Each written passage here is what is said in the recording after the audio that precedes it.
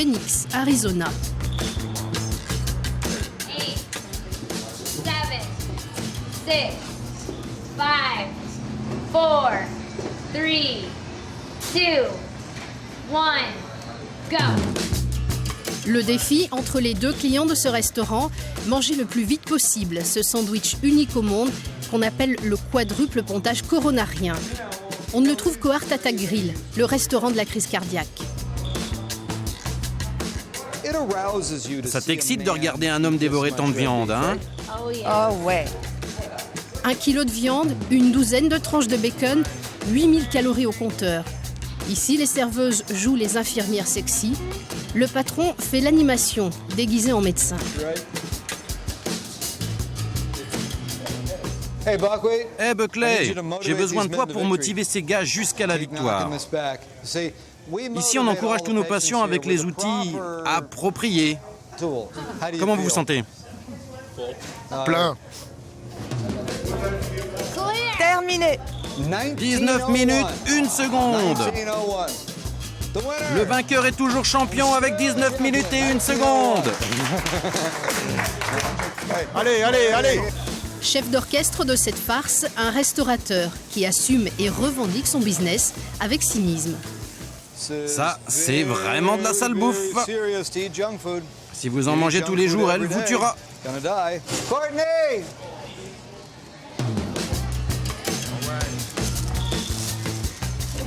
Et la nourriture saine dans tout ça? Oh, j'ai abandonné depuis des années. Je pense qu'on est le seul fast-food honnête du monde. J'ai jamais rencontré quelqu'un qui dise à ses clients « Eh, stop, allez-vous-en, ne mangez pas là ». Mais plus je leur dis de partir, plus ils veulent revenir. L'obésité, c'est un énorme business aux États-Unis. Le bon filon, l'homme d'affaires l'a découvert en s'inspirant de son expérience. Moi, j'étais nutritionniste. Et tous mes clients venaient me voir en me disant « Bon, je fais une entorse à mon régime juste un jour par semaine. » Et l'idée m'est venue comme ça. « Waouh, quand j'aurai un restaurant, les gens pourront venir se lâcher une fois par semaine. » Et ce jour-là, le plus rapide des mangeurs de burgers a gagné un service personnalisé. Je me sens super bien. C'est génial. Je me sens détendu, j'ai adoré mon repas. Je rentre à la maison faire une bonne sieste. Ici, les clients jouent les patients jusqu'au bout. Comme dans un véritable hôpital, le malade est raccompagné en chaise roulante jusqu'à sa voiture. La parodie est poussée à l'extrême. Pour certains, une simple comédie. En fait, le reflet d'une réalité, celle d'un pays gravement malade.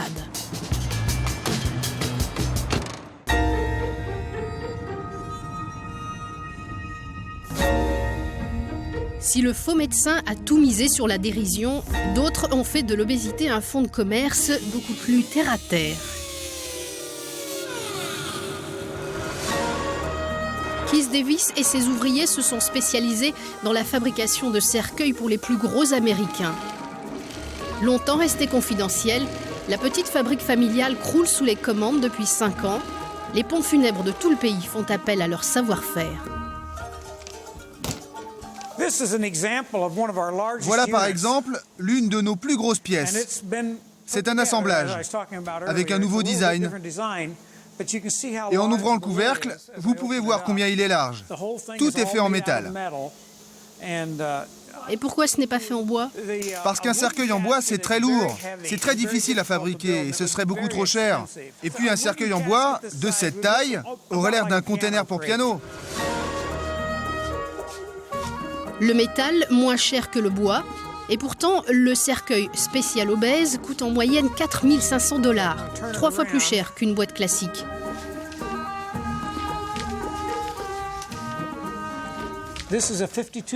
C'est un cercueil d'1,30 m de large. Il peut supporter un corps de plus de 500 kg. La plupart des gens qui ont besoin de ça ne marchent plus depuis longtemps. Ils sont immobilisés dans des lits. Ils n'ont plus aucune solution pour soigner leur obésité mortelle. Évidemment, on ne peut plus faire grand-chose pour eux. S'ils n'ont aucune aide médicale et ne perdent pas de poids, Ils ne dépassent pas l'âge de 40, 45 ans. Ce fabricant connaît parfaitement les besoins des pompes funèbres, ses clients. Une maîtrise du sujet qui lui permet de s'imposer aux États-Unis comme le tout premier spécialiste du cercueil XXL. On a créé notre propre mécanisme, séparé en 2 parties.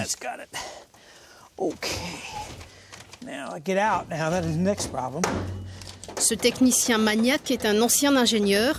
Sa vision des choses, très clinique, est à l'origine de son succès. Vous pouvez voir la partie centrale qui s'élève. Comme ça, vous pouvez adapter ce lit à toutes les situations.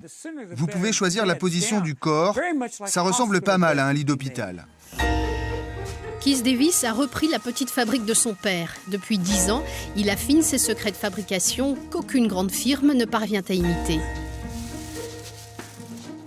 Si vous utilisez un cercueil standard d'une profondeur de 60 cm et que le corps est presque 2 fois plus épais, vous ne réussirez pas à refermer le couvercle.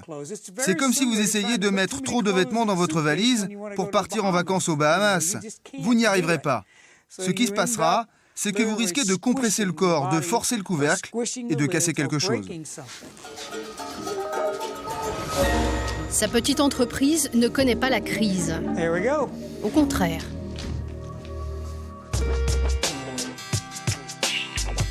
En 20 ans, le nombre d'obèses a triplé aux États-Unis. Diabète, crise cardiaque, hypertension artérielle, des conséquences médicales dévastatrices. Mais tout le monde ne s'en plaint pas. Les besoins des consommateurs, de plus en plus gros, ont fait exploser le marché. L'épidémie frappe tous les âges, toutes les classes sociales. La mode, ce n'est plus de perdre du poids, mais d'apprendre à vivre avec. Un changement radical. Pour les rois du marketing, une nouvelle niche. La reine de ce créneau, c'est Kelly Bliss. Nous la retrouvons dans la banlieue de Philadelphie. Apparemment, une prof de sport comme les autres. Elle donne des cours de fitness à ses voisines. Ici, tout le monde est bienvenu à une condition, laisser ses complexes au vestiaire. Concentrez-vous sur ce que vous ressentez. Redressez-vous, ayez une bonne position et faites monter vos épaules. Comme ça. 4, 3, 2, très bien. Les voisines de Kelly ont toutes renoncé au régime. Son truc, les conforter dans ce choix. Le poids de votre corps n'est pas un problème. Le poids de votre corps est un atout. Vous utilisez votre poids pour faire travailler vos gros muscles magnifiques, peu importe vos mensurations. Ces séances, quasi bénévoles, sont avant tout une vitrine pour les médias qui rendent régulièrement visite à Kelly. Allez, respirez. Ces gros muscles magnifiques ont besoin d'oxygène. C'est surtout un excellent laboratoire pour mettre au point ces cours de fitness pour obèses, un marché qui s'annonce prometteur. Nous avons 64% de la population en surpoids. Donc nous avons besoin de 64% de profs de fitness spécialisés. Comme ça, tout le monde sera représenté dans les salles de sport et dans les gymnases.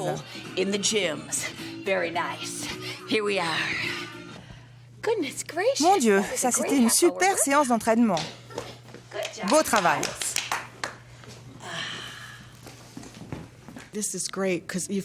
C'est formidable parce que vous sentez que vous faites partie d'un groupe.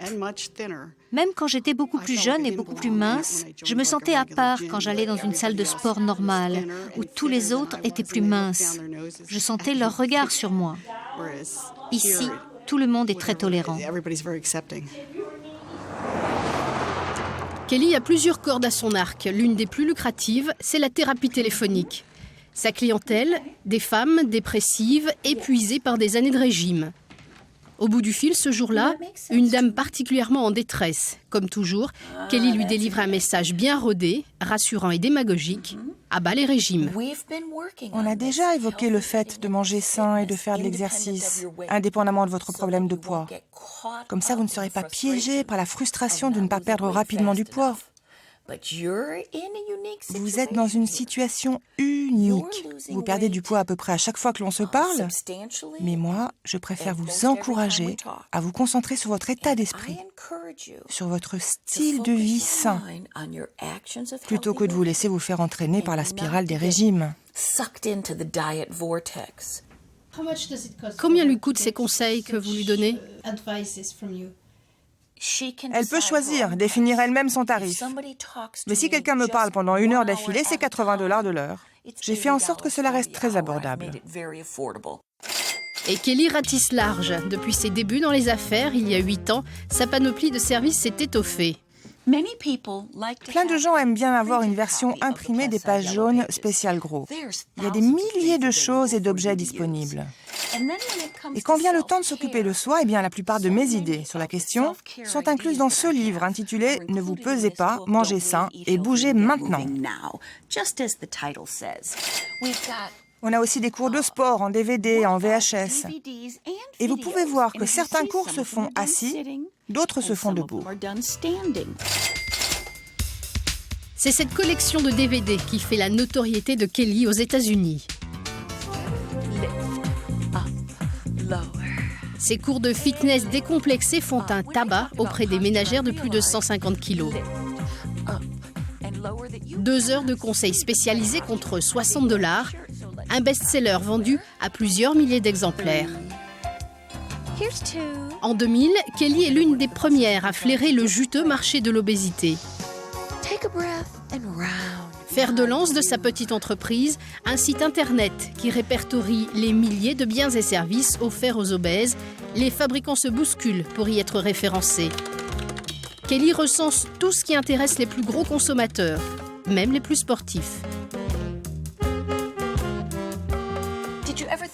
Comment faire du kayak si vous avez un gros derrière? Vous avez besoin d'un kayak adapté. Si vous avez de gros poignets, vous aurez besoin de bracelets un peu plus grands. Si vous êtes un type gros, vos ceintures devront être plus longues, les colliers plus longs. Tous les détails qui vous aideront à vivre en tant que gros dans un monde de minces, tous ces détails sont regroupés là-dedans avec 4000 références. Vous ne pouvez pas avoir 64% de la population qui a besoin de consommer et qui dispose d'argent pour le faire sans que quelqu'un réponde à ce marché. Le marché extra large est en expansion car il y a un besoin et les plus gros dépenseront l'argent qu'il faut pour obtenir ce qu'ils veulent. Besoin d'un hamac pour une forte taille ou d'un bavoir géant pour éviter de se salir en mangeant, une double selle de vélo pour plus de confort. Pour les plus gros doigts, une télécommande adaptée, $40. Chaise roulante, capacité 180 kg ou pèse-personne qui peut supporter jusqu'à 500 kg. L'imagination des industriels est sans limite. De la rallonge pour ceinture de sécurité au méga scratcher, un grattoir télescopique, en passant par les serviettes de bain longues de 3 mètres. Les plus gros consommateurs peuvent aussi trouver des objets pour la toilette intime, comme ce bras articulé pour s'essuyer les fesses. Plus classique, des vêtements. Ici, la plus petite taille, c'est XXL. Certains articles peuvent atteindre 8, voire 10 XL. Pourtant, curieusement, pas un seul obèse en photo pour illustrer ces annonces. Nous tentons d'interroger l'un des leaders du marché. Refus de leur attaché de presse. Les marques ne sont pas fières d'exploiter ce filon.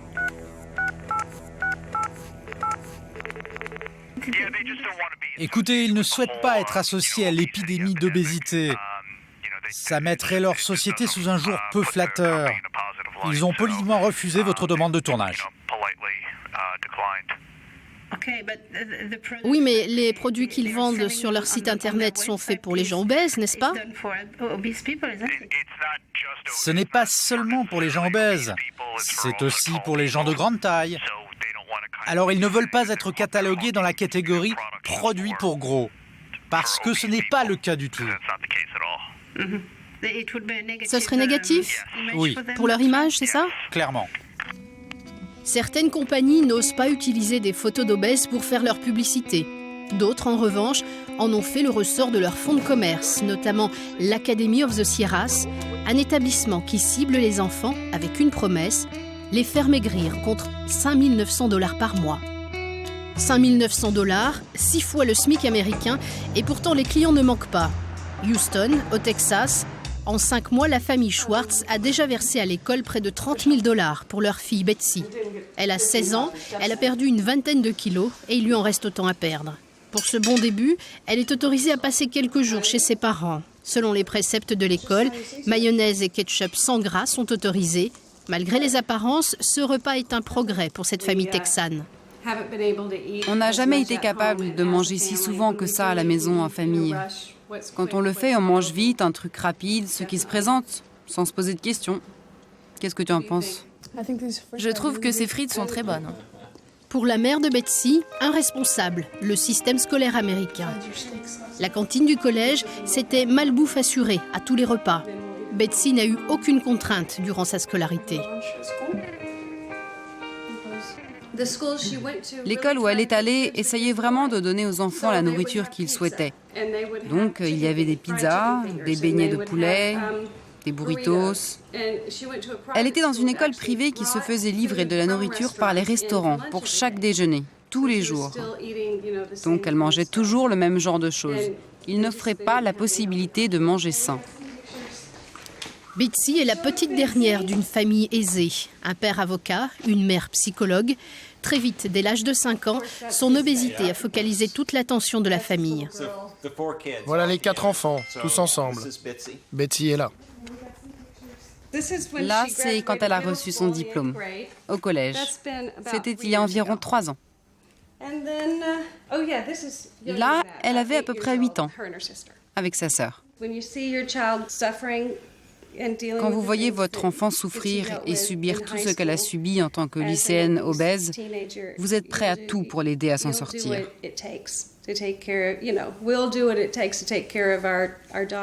Vous êtes prêt à tout pour la rendre heureuse et lui permettre de vivre comme tous les jeunes de 16 ans. Nous savions que ça allait nous coûter très cher, mais rien n'était impossible à nos yeux. On avait besoin de faire quelque chose de radical. C'était comme une intervention très sérieuse et nous étions désespérés à l'idée de trouver la solution qui nous donne satisfaction. L'école, j'en suis sûr, est là pour aider les gens. Mais c'est aussi un business et ils sont là pour faire de l'argent. Les besoins sont immenses et ils sont les seuls à occuper le créneau. Je pense que c'est un business qui va s'accroître, car le problème d'obésité n'est pas en train de se réduire. Il est en pleine expansion dans notre pays.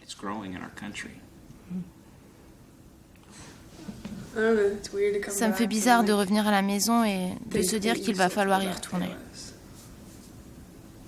C'est difficile de rentrer.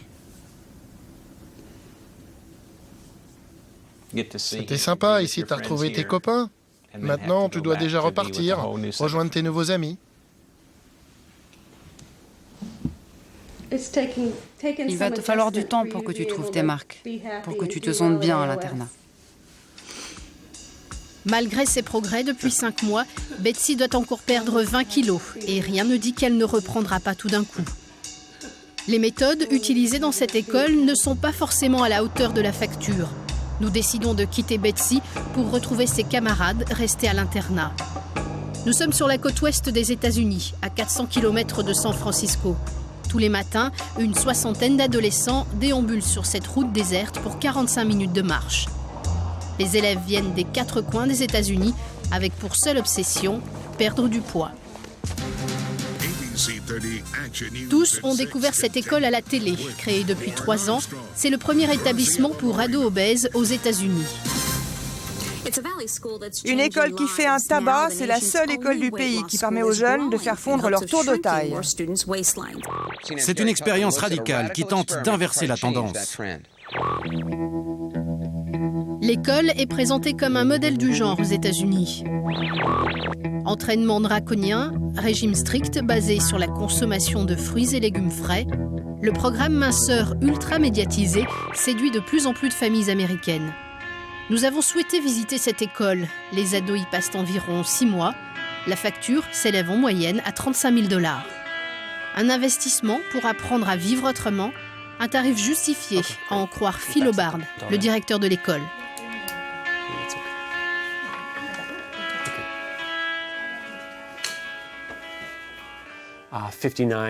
5 900 $ par mois, c'est beaucoup d'argent. Mais je pense que dans un pays où chacun doit payer sa couverture médicale, ce n'est pas un tarif illégitime. C'est un nouveau business, d'une certaine manière. Malheureusement, nous aussi, ça nous coûte cher d'organiser un programme pour lycéens, avec en plus une aide thérapeutique. Ça veut dire aussi du personnel pour l'internat, pour les différentes structures, des gens qui font tourner l'école.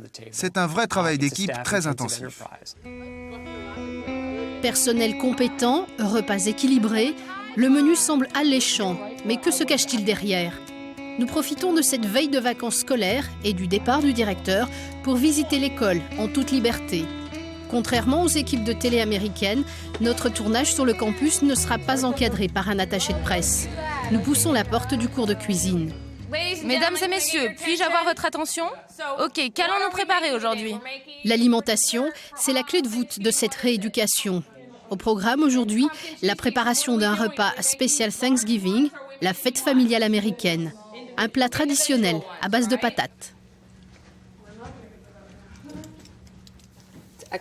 Excellent, très bien fait. Mon défi, c'est de leur montrer que rien de ce qu'ils mangeaient avant ne leur est interdit. Ce qui importe, c'est la façon dont ils vont les manger, dont ils vont les cuisiner. On se concentre sur le gras, on l'élimine, on fait en sorte d'en avoir le moins possible dans notre régime. La chasse au gras, c'est la principale obsession des enseignants de cette école. Mais contrairement à ce que montrent tous les reportages, la fraîcheur des produits ne semble pas, ce jour-là en tout cas, une priorité.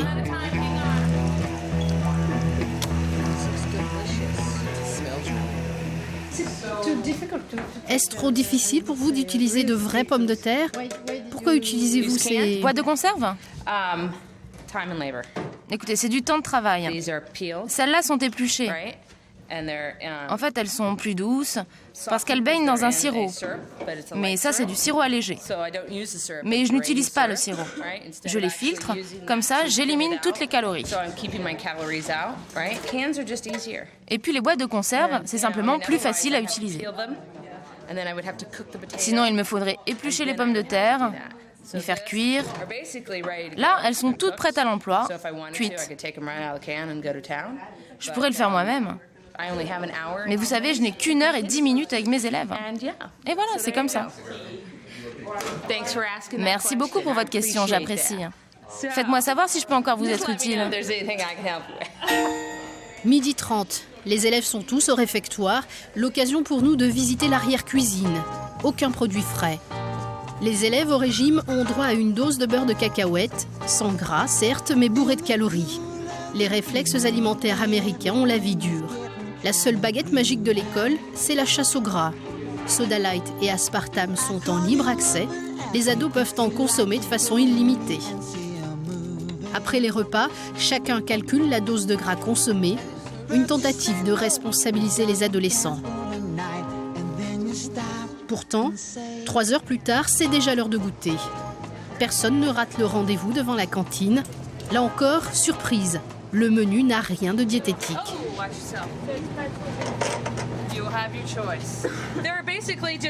En fait, ce sont juste des biscuits à la figue. Ils sont fabriqués sans gras et en plus, on fait une bonne action. C'est la marque de Paul Newman qui reverse tous ses profits à des associations caritatives. Et les fruits ? Les fruits sont toujours sans gras. Les bretzels aussi sont sans gras. Mais ils contiennent plus de calories, je crois. Oui, il y a plus de calories. Mais évidemment, certains élèves ne s'en soucient pas. Pour eux, là, il y en a plus. C'est mieux que de ne prendre que 2 biscuits à la figue. Effectivement, bretzels et biscuits partent comme des petits pains. Des sachets industriels extrêmement caloriques. Les fruits, en revanche... Bananes, pommes, poires... À la fin de la séance, la corbeille est restée intacte. Plus surprenant encore, dans les reportages, l'exercice sportif était mis en avant. Pourtant, la salle de sport que nous découvrons a des allures de salle de jeu. On est loin des entraînements intensifs présentés dans tous les médias. L'exercice le plus intense du moment, c'est la pratique de jeux vidéo, comme cette partie de bowling virtuel. Grâce à une télécommande, nul besoin de faire l'effort de courir pour lancer la boule. Vous trouvez qu'ils font vraiment du sport en jouant comme ça ? Ben, en quelque sorte. C'est juste pour le plaisir, en fait. C'est pas vraiment réel. Il faut juste bouger la télécommande. Mais du moment qu'ils sont debout plutôt qu'assis, c'est ça le truc. Tant qu'ils sont debout, en train de faire quelque chose, c'est bon. Cela ne leur apprend pas forcément à faire du sport. C'est juste du plaisir. Tant qu'ils font quelque chose. Le gymnase du campus, plutôt une salle de télévision. Ici, personne n'ose vraiment contrarier les élèves, qui semblent être des clients plutôt que des patients. La raison pour laquelle la télé est allumée ici, c'est pour leur permettre de se divertir, pour ne pas qu'ils s'ennuient. S'ils s'ennuient, ils risquent d'abandonner, de ne rien faire. Alors on essaie de leur rendre les choses les plus agréables possibles. Par exemple, ils peuvent courir ou pédaler tout en regardant la télé. Ce jour-là, l'apprentissage du goût de l'effort physique paraît peu convaincant.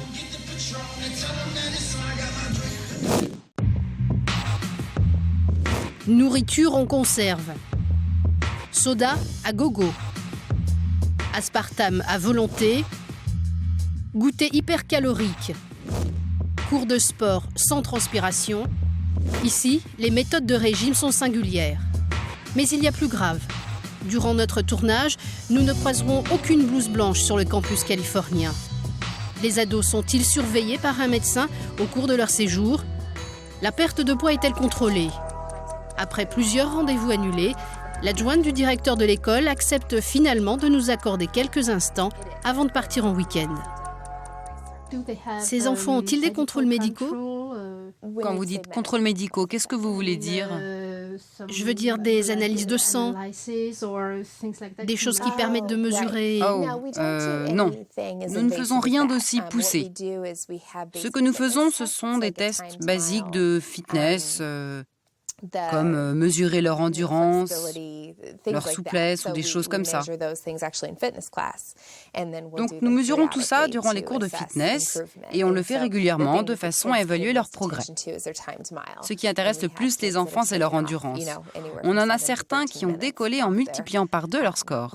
En général, c'est quelque chose qui les intéresse beaucoup. Mais on ne fait rien en labo, rien de tout ça. Pas d'analyse de sang. Ce n'est pas nécessaire? Bien, je veux dire, je crois que si les familles veulent faire ces tests, cela relève d'un choix personnel. Nous ne considérons pas qu'il s'agit d'une priorité. Pas de suivi médical, aucune garantie de stabilisation à long terme du poids des adolescents. Visiblement, les parents font confiance et ça marche. L'école a ouvert 2 autres succursales dans le pays, en Caroline du Nord et dans l'État de New York. New York, où nous sollicitons l'avis de l'Observatoire américain pour la nutrition. Le docteur Ayoub est pédiatre. Apparemment, il ne connaissait pas les pratiques de cette école.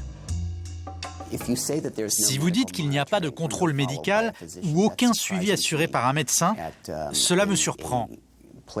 Surtout dans un endroit où les enfants sont amenés à vivre plusieurs mois d'affilée et les premières semaines sans voir leurs parents. Donc ils n'ont pas de contact avec leur famille, pas de suivi médical, cela me surprend. Cela peut être dangereux? Potentiellement dangereux. Mais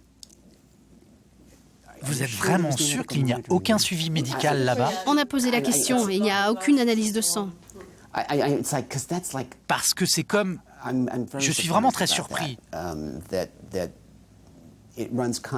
C'est contraire à toutes les expériences que j'ai connues dans des structures qui accueillent des enfants. Vous voulez connaître le poids perdu, mais vous voulez connaître la qualité de ce poids. Perd-il surtout du gras ou des muscles? Vous voulez savoir s'il n'y a aucun problème, si tout va bien. Ces questions importantes se posent dès lors que vous traitez quelqu'un qui perd beaucoup de poids en une période relativement courte. Vous voulez vous assurer que le poids est perdu de façon raisonnable, régulière. Vous voulez contrôler tout ça, mais rien ne sera possible s'il n'y a pas un suivi médical. Un médecin à temps plein, c'est beaucoup trop cher pour l'école. La médecine des gros, c'est un autre business, beaucoup plus lucratif.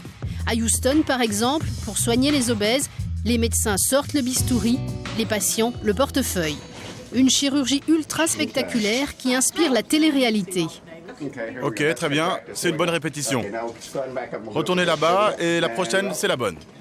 Aujourd'hui, l'équipe de Big Medicine, un show télévisé américain, met en scène l'arrivée d'une famille à l'hôpital. Bonjour, on est la famille Garbs. Ok, un instant s'il vous plaît. Ok, super, c'est très bien. La caméra suit Marcy, Sandra et John Garbs, avant, pendant et après leur opération pour maigrir. Véritable patient transformé en acteur d'un spectacle de télé-réalité, c'est une première. Mariage de la médecine, de l'obésité et du show business, les derniers tabous ont sauté. Les caméras ont libre accès à la salle d'attente. À quel genre de choses allez-vous devoir renoncer après l'opération? Je pourrais manger plus que du carton. Mais tu sais que tu vas devoir manger du liquide pendant 7 semaines? Alors je mangerai du carton en liquide, en bouillie, du jus de carton.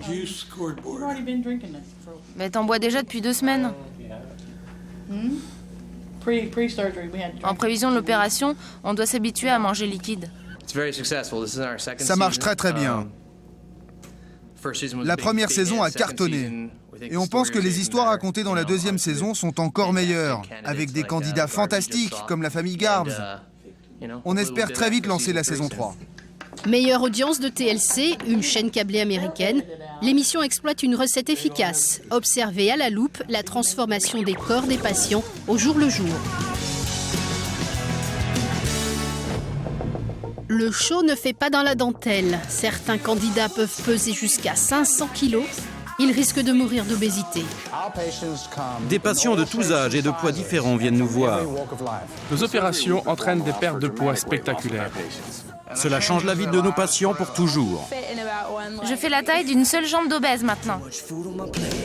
2 chirurgiens sont les piliers du show télé. 2 générations, un père et son fils, à la fois complices et rivaux pour les besoins du spectacle. Leurs interventions sont filmées dans les moindres détails. Ils réduisent l'estomac ou placent un anneau gastrique pour contraindre le malade à moins manger.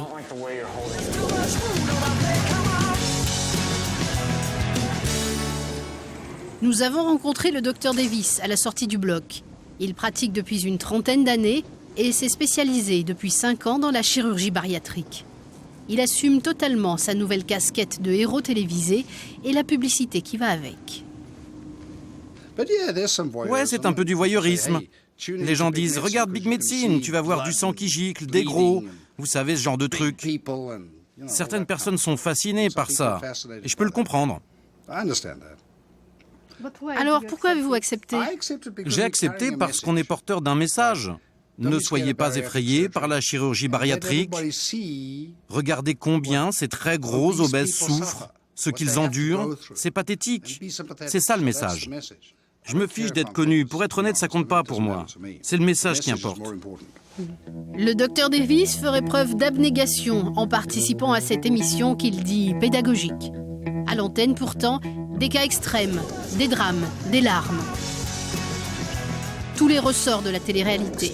Tiffany pèse plus de 300 kilos. Elle a désespérément besoin d'être opérée. Si je ne suis pas opérée, j'ai bien peur de mourir. Et je ne veux pas mourir. Ma fille a besoin d'aide. Moi, je ne peux rien pour mon bébé. Bientôt, dans Big Medicine. Allen est un jeune homme qui a atteint le poids de 500 kilos. Je m'appelle Allen Mata et j'ai 26 ans. Je suis bloqué dans mon lit depuis plusieurs années. Je veux changer de vie et pouvoir sortir d'ici. J'ai rencontré Allen il y a 1 an. Il est arrivé à l'hôpital en insuffisance respiratoire. On a réussi à descendre son poids à 420 kilos.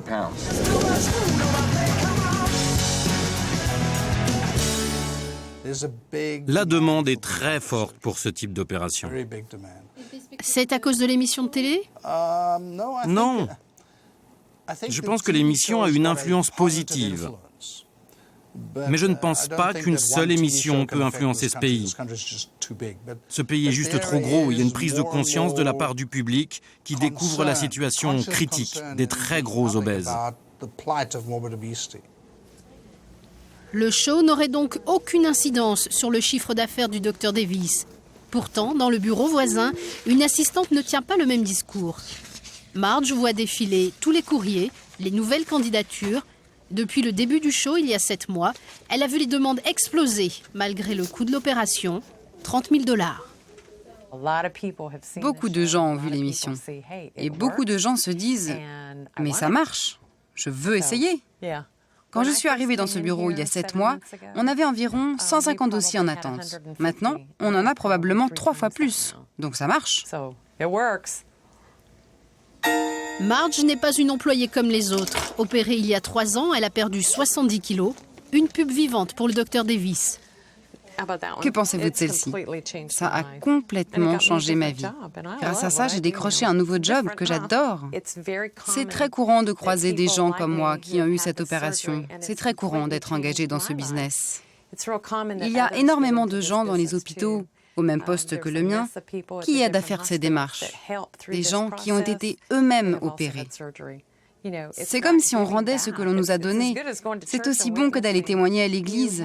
En aidant, vous rendez ce qu'on vous a offert. Marge, la vitrine du cabinet médical, rencontre tous les candidats à l'opération. Son expérience réussie est un excellent argument pour rassurer les nouveaux patients. Je suis tellement contente de vous voir tous. Les Garbs doivent rencontrer une dernière fois le Dr Davis avant l'intervention qui doit avoir lieu quelques semaines plus tard. S'ils ont décidé de frapper à la porte du chirurgien, c'est bien parce qu'ils l'ont vu à la télévision. Quand on a vu l'émission, on a reconnu le quartier des hôpitaux de Houston. Et alors on s'est dit, ils sont là, ils sont juste à côté de chez nous. Ils sont si près.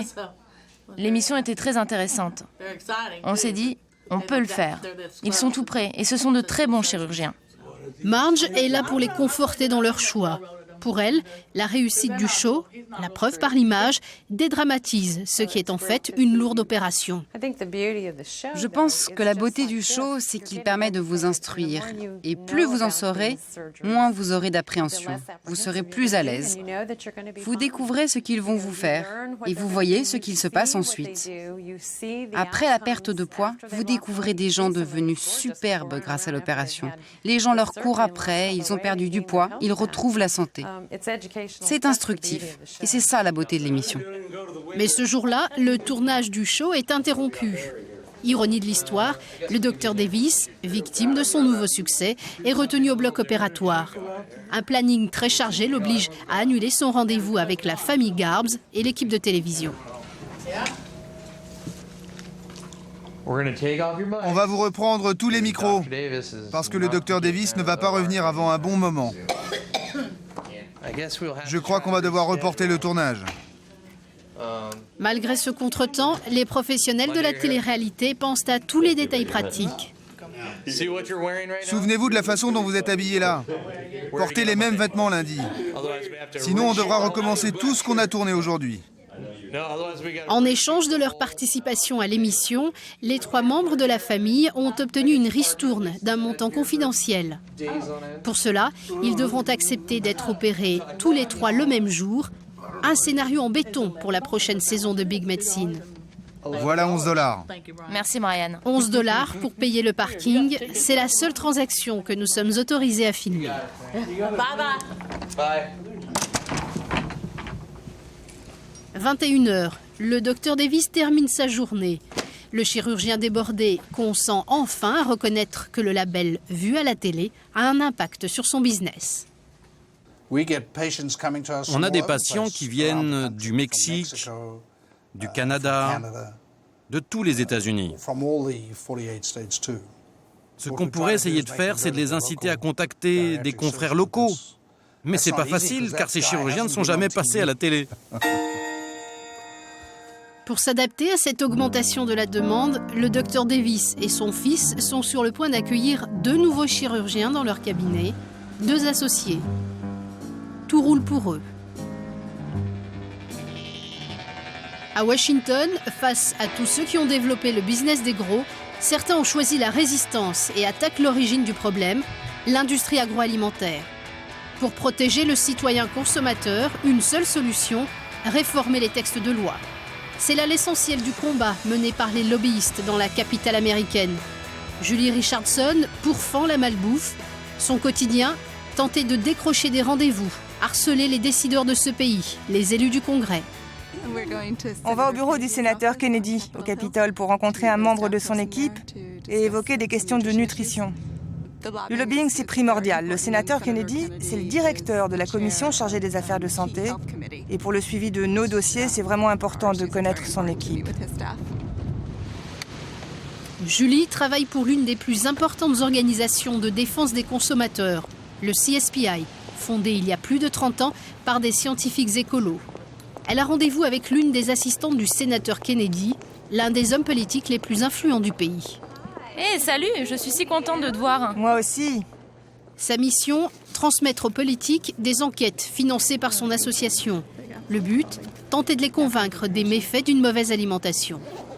Aujourd'hui, Julie veut les sensibiliser aux mauvaises graisses et à l'excès de sel dans l'assiette des Américains.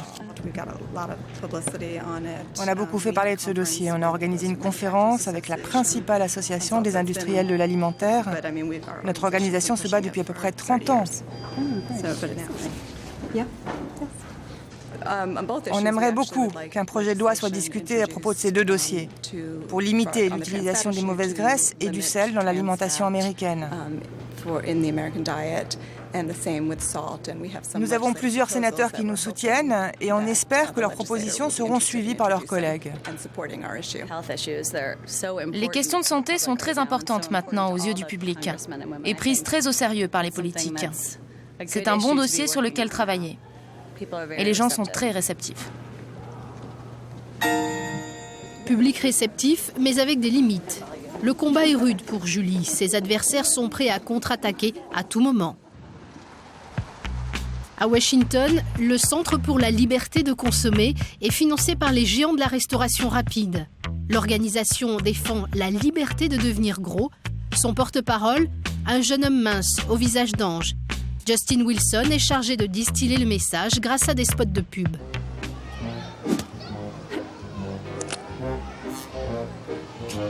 Everywhere you turn, somebody is telling us what we can't eat. It's getting harder just to enjoy a beer on a night out. Do you ever feel like you always been told what not to do? Find out who's driving the food police at consumerfreedom.com. Hey, back off! Ce que vous pouvez remarquer, c'est que doucement, mais sûrement, des gens se permettent de vous dire « Eh, vous ne pouvez pas faire ci ou ça, ne mangez pas ça, vous allez grossir ». On veut juste que les gens se défendent en disant « Eh, lâchez-nous, laissez-nous décider seuls ». On a diffusé et rediffusé cette pub sur les chaînes nationales. Et on a eu des tas de coups de fil de gens qui nous disaient « Moi, je vis ça tous les jours ». Justin, c'est le monsieur obésité de l'organisation. Son refrain, l'épidémie d'obésité serait un mythe inventé par les ennemis des fast-foods. On nous matraque avec l'obésité. Des gens mal intentionnés en parlent en des termes effrayants. Ils parlent de tsunami, de peste noire comme au Moyen-Âge. C'est juste n'importe quoi. Vous attirerez toujours plus de mouches avec du miel qu'avec du vinaigre. Ces gens-là sont négatifs. Nous, on utilise l'humour. Le public comprend nos blagues. On arrive à les toucher comme ça. Je pense que les autres ne sont pas des gens heureux. Ils n'ont aucun plaisir dans la vie et n'éprouvent certainement aucun plaisir en mangeant. Jeune recrue de 25 ans, Justin Wilson est payé pour diffuser un seul message dans les médias: la liberté d'avaler chips, gras, hot dog et burgers à longueur de journée. Lui, visiblement, ce n'est pas son truc. Ça, ce sont des vendeurs de cochonneries. Ils existent et ils font des affaires, tant mieux pour eux. En fait, moi, j'en ai jamais mangé. Chacun doit être libre de choisir. Et mon choix se porte sur des aliments un peu plus sains. Mais il y en a partout et c'est la liberté. À chaque fois que vous voyez quelqu'un commander un soda ou manger un hot dog dans la rue, dites-vous qu'il exerce un droit fondamental que nous avons, nous, ici, en Amérique. Chacun a le droit de mettre ce qu'il veut dans son corps. Pour la seconde partie de l'interview, le défenseur des fast-foods choisit de nous faire découvrir sa cantine, un resto tendance de Washington. On est loin des fast-foods à l'américaine, et ce n'est pas un soda, mais une eau minérale que ce sportif choisit de consommer. Décalage entre une attitude et un discours pré-mâché, prêt à consommer. Si je meurs un an ou deux plus tôt parce que j'ai mangé trop de cheeseburgers, eh bien, merci mon Dieu. La liberté personnelle, c'est de faire ses propres choix. Si vous voulez être gros, vous savez. Tous les gros savent ce qu'il faut faire pour perdre du poids. Ils choisissent juste de ne rien faire. La liberté d'être gros et de mourir plus tôt. L'argument est cynique pour les défenseurs de l'alimentation saine. Retour auprès de Julie avec son patron. Michael Jacobson mène le combat depuis 37 ans. Sa bête noire, le lobby agroalimentaire et ses représentants comme Justin Wilson. Le Centre pour la liberté de consommer défend la liberté des compagnies et pas celle des consommateurs. Il a été fondé par l'industrie de la restauration, l'industrie de l'alcool, les fabricants de pompes à soda. Et il est chargé d'accomplir les tâches gênantes dont ces industries n'ont pas envie de s'encombrer. Par exemple, être médisant, attaquer bassement les organisations qui se battent pour faire évoluer les lois de protection de santé publique. Des questions de santé publique peu défendues, jusqu'à ce jour, plein d'espoir pour les associations, où le président Bush lui-même lance un appel à ses concitoyens. If you're interested in your health, cut out fatty foods. Watch what you're eating. And by the way, when you eat better food, it'll give you more energy for your 30-minute walk. Take a small step for America by exercising on a daily basis. God bless you all, and God bless the country. Quelques mots devant la presse, la seule action de George Bush pour endiguer l'épidémie d'obésité qui frappe son pays. Sous la pression des associations, les industriels de l'agroalimentaire ont été contraints d'afficher des informations nutritionnelles sur leurs emballages. Conséquence, les produits sains ont de plus en plus de succès. Mais de nombreuses batailles restent à mener. Parmi elles, l'affichage du nombre de calories des sandwichs vendus dans les fast-foods.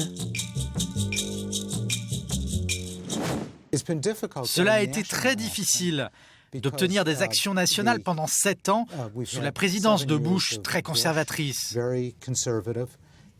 Le gouvernement fédéral n'a tout simplement rien fait sur cette question de l'obésité. Les principaux dirigeants ont fait de grandes déclarations. « Oh, l'obésité, c'est tellement nocif. Il faut qu'on arrête tout ça. » Mais lorsqu'ils ont compris que pour résoudre le problème, il fallait soit s'attaquer aux géants du business, soit débloquer des budgets, les républicains n'ont rien fait. Ne pas froisser les capitaines de l'industrie agroalimentaire, c'est bien ce qui explique la paralysie du pouvoir politique. La toute-puissante industrie pèse 3 000 milliards de dollars. Elle protège ses intérêts en finançant les campagnes électorales. Au Capitole, nous nous sommes rendus à la sortie d'une conférence de presse d'un sénateur démocrate, l'un des plus en pointe dans la lutte contre l'obésité. Surprise, il reconnaît que les politiques sont tous pieds et poings liés. Le système politique des États-Unis est différent de la plupart de ceux des autres pays. C'est un système très coûteux. Sénateurs et membres de la Chambre des représentants doivent lever des fonds, d'énormes sommes d'argent, des millions de dollars pour être réélus. Ils trouvent l'argent auprès de puissants groupes de pression. Et ces lobbies sont très écoutés au Congrès. Ils veulent protéger leurs intérêts, ils veulent protéger leurs emplois. C'est là toute l'équation de la politique américaine. Vous ne pouvez pas vous passer d'eux ? Non, à moins de changer le système. J'ai un projet de loi sur le financement de la vie publique, mais c'est juste un rêve. Le rêve américain, c'est avant tout la réussite financière des plus audacieux. Dans les plaines du Middle West, la petite fabrique de cercueils prospère. Keith Davis a du mal à faire face aux commandes qui affluent de tout le pays.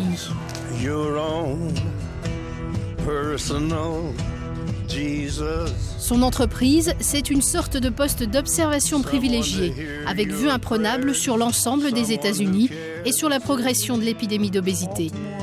Sur cette carte, chaque épingle représente un nouveau client, une nouvelle entreprise de pompes funèbres. Voilà, juste là. Sur cette carte, on peut voir tout ce qui se passe à travers les États-Unis. En ce moment, on se rend compte que le reste du monde commence à être touché. Cette propagation a commencé dans le sud-est, avant de remonter vers le nord. Plus vous vous déplacez vers l'ouest, moins vous trouverez d'obèses, en particulier en Californie. Parce que là-bas, ils marchent beaucoup, ils font de l'exercice, leur style de vie est différent. Sur leur site internet, Keith Davis et sa femme reçoivent des messages du Japon ou d'Europe. L'avenir est assuré pour la famille Davis.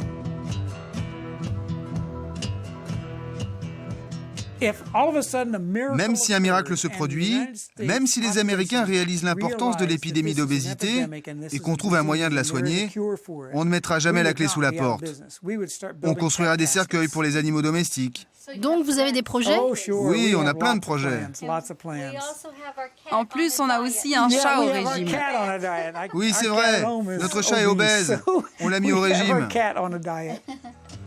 Keith Davis n'aura pas besoin de se recycler dans les funérailles pour animaux.